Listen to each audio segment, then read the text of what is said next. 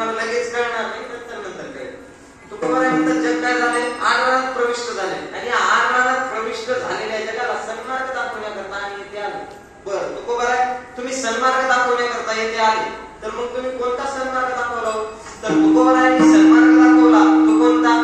ते नामचिंतनाचा. बाबांनो, तुम्ही काय करा, नामचिंतन करा आणि हीच वाट तुम्ही धरा, अन्य वाटाने नका जाऊ वाटत.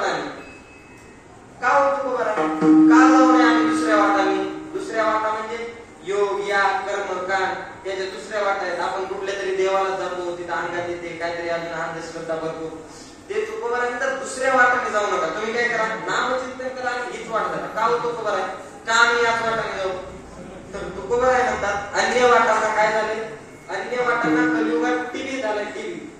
असं मी नाही म्हणता, तुकोबारा स्वतः म्हणतात अवघ्या वाटा झाल्या क्षीण, कली न गळे साधन, उचित विधी विधान, न कळे न गळे सर्वता, भक्तिपंत बहु सोपा.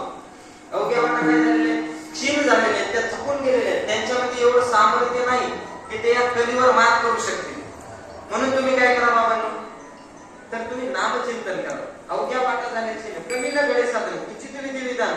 आणि जर आपण दुसरे जर कर्मकांड जर करायचं म्हटलं, योग करायचं म्हटलं, योगातून सुद्धा देवाची प्राप्ती होते, पण ते आता होऊ शकत नाही. तर आपल्याला त्याला कधी उठावं लागतं, कधी पूजा करावी लागते, काय हे माहित आहे का? उचित वेळ का आपल्याला कळत नाही.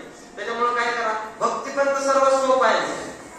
अशा पद्धतीने तुकोबारा लोकांना वेगवेगळ्या पद्धतीने नामचिंतनाचा महिमा पटवून देण्याचा प्रयत्न करतात. विठाला विठाला